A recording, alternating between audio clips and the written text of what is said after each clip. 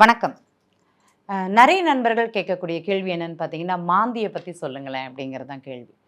இப்போ எல்லாருக்குமே தெரியும், மாந்தி அப்படிங்கிறது சனீஸ்வரரோட புத்திரர்.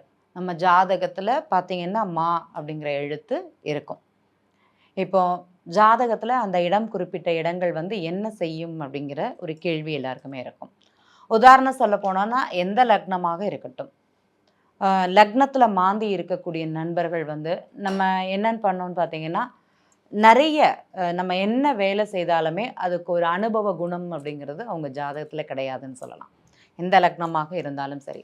தற்போது உங்களுக்கு அக்ஷய லக்னமாகவோ, நீங்க பிறந்த லக்னமாகவோ இருந்தது அப்படின்னா, இந்த அனுபவ குணம் அப்படிங்கிறது கிடையாது. 2ஆம் இடத்துல மாந்தி இருந்தது சிலருக்கு அப்படின்னு பார்த்தீங்கன்னா, அவங்களுக்கு வந்து பூர்வீகத்த விட்டு வெளியில வரக்கூடிய ஒரு தன்மை. உதாரணம் சொல்ல போனீங்கன்னா, ஒருத்தங்க தஞ்சாவூர்ல இருந்தாங்க, கிராமங்கள்ல. ஆனா, இப்ப அவங்க விட்டுட்டு அங்கேருந்து சென்னை வந்திருப்பாங்க. அந்த பூர்வீகம் இருந்த இடம் அப்படிங்கிறதே அவங்களுக்கு இருக்காது, அவங்க வாழ்க்கையில. 3ஆம் இடத்துல மாந்தி. நம்ம என்ன பண்ணாலுமே அங்க நடக்கவே நடக்காது. ஒரு சிறு பிரச்சனை, தடை அப்படிங்கிறது சொல்லலாம்.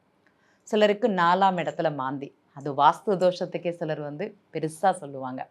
இந்த மாந்தி இருக்கிற வீட்ல குடியிருக்கிறவங்கன்னு பார்த்தீங்கன்னா, அவங்களுக்கு மண், மனை அப்படிங்கிறது ஒரு திருப்தியற்றதாக இருக்கும். ஏதோ ஒரு தன்மை அப்படிங்கிறது அவங்களுக்கு இருக்காது. 5ஆம் இடத்துல மாந்தி.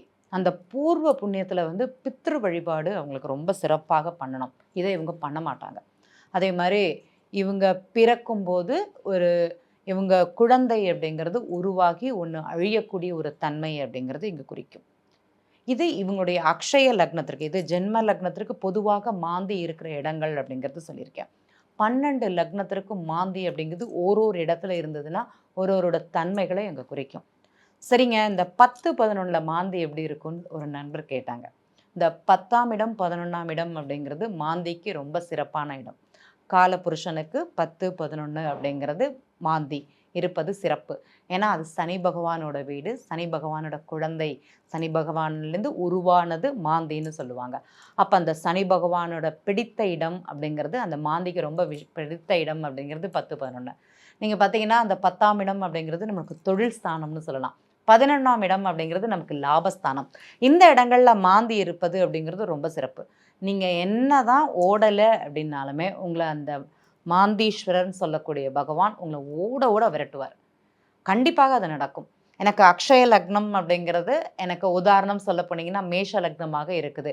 என்னுடைய மாந்தி அப்படின்னு சொல்லக்கூடிய கிரகம், அப்படின்னு போட்டிருக்கும். அந்த கிரகம் எனக்கு 10ஆம் இடத்துல இருந்தது.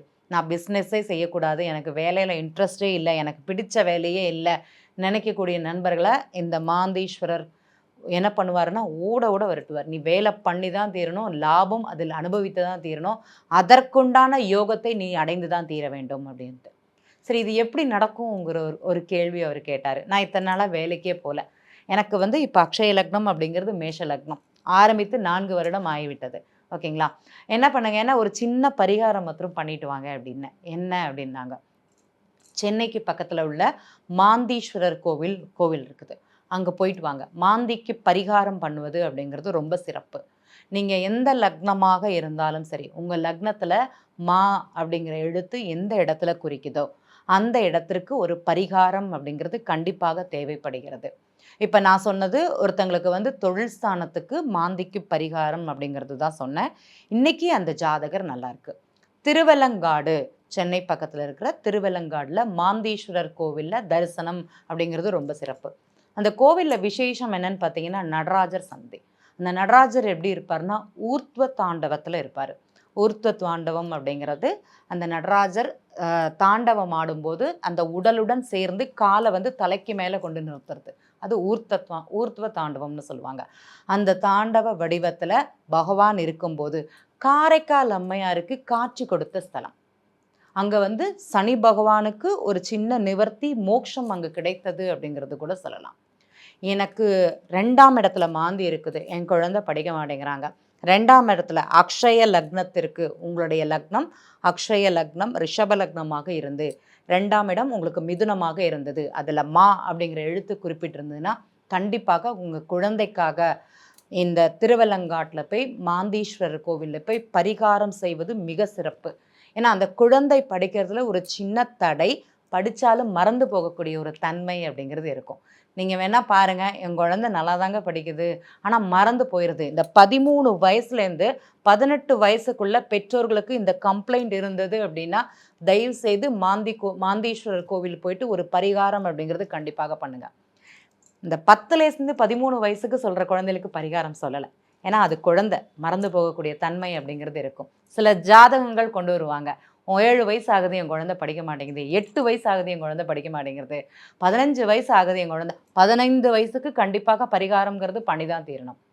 திருவெல்லங்காட்டில் போயிட்டு வாங்க. திருவெல்லங்காடு மாந்தீஸ்வரர் கோவில் ரொம்ப ரொம்ப விசேஷம். அங்கே போயிட்டு ஒரு தடவை அந்த சுவாமி சன்னதியை, நடராஜர் சன்னதி, ரொம்ப விசேஷமான நடராஜர், மிகப்பெரிய நடராஜர்னு சொல்லலாம். காரைக்கால் அம்மையாருக்கு காட்சி கொடுத்த ஸ்தலம், சனீஸ்வரருக்கு மோட்சம் கொடுத்த ஸ்தலம்னு கூட சொல்லலாம். அந்த இடம் சிவபெருமான் மோட்சம் கொடுத்த ஸ்தலம்னு கூட சொல்லலாம். அந்த இடத்துக்கு போயிட்டு ஒரு பரிகாரம் அப்படிங்கிறது பண்ணிட்டு வாங்க. திங்கட்கிழமை காலம்பரை போகிறது ரொம்ப சிறப்பு. அந்த கோவில்களில் விசாரிச்சுட்டு எந்த நேரத்துக்கு போகணும், காலம்பரை 6 மணிக்குலேருந்து ஒரு 10 மணிக்குள்ளே போனீங்கன்னா ரொம்ப விசேஷம். 8 to 9 அப்படிங்கிறது நல்லாயிருக்கும். போய் கண்டிப்பாக பண்ணிட்டு வாங்க. உங்கள் வாழ்க்கையில் பெரிய மாற்றம். ஒருத்தங்க எனக்கு 5ஆம் இடம் பூர்வ புண்ணியஸ்தானத்தில் அவங்களுக்கு மாந்தி அப்படிங்கிறது சம்மந்தப்பட்டது. ஆனால் அவங்க அந்த பூர்வ புண்ணியம் அப்படிங்கிறது அனுகூலமே இல்லாமல் போயிடுச்சு. இருந்த இடம் தெரியாமையே போச்சுன்னு சொல்லலாம். அப்போ அவங்களுக்கு அதை திருப்பி கொண்டு வர்றது, இந்த குலதெய்வம் தெரியாதவங்களுக்கு, இந்த பெரியவர்களோட பித்திருக்கடன் தீராதவங்களுக்கு, இதெல்லாம் இந்த நிறைய மாற்றங்கள் அப்படிங்கிறது இந்த மாந்தீஸ்வரர் கோவிலில் கண்டிப்பாக உங்களுக்கு இருக்குது. அதே மாதிரி 10ஆம் இடத்துல மாந்தி இருக்குது. கர்மா அப்படிங்கிறதும் தொழில் அப்படிங்கிறதும் எனக்கு சரியாகவே நடக்கலை, ஏதோ ஒரு தடை இருந்துகிட்டே இருக்குது. கண்டிப்பாக மாந்திக்கு பரிகாரம் அப்படிங்கிறது நீங்கள் பண்ணியே ஆக வேண்டும். அதில் எந்த மாற்றமும் கிடையாது. நீங்கள் ஜோதிடர்களோட போய் பார்க்கணும் அப்படிங்கிறதே கிடையாது. அக்ஷய லக்ன பദ്ധதியில் உங்கள் சாஃப்ட்வேரை பாருங்கள், எந்த இடத்துல மாந்தி இருக்கிறாங்க, என்னைக்கு போய் பரிகாரம் பண்ணணும் அப்படிங்கிறதை தெரிந்து செய்வது அப்படிங்கிறது சிறப்பு.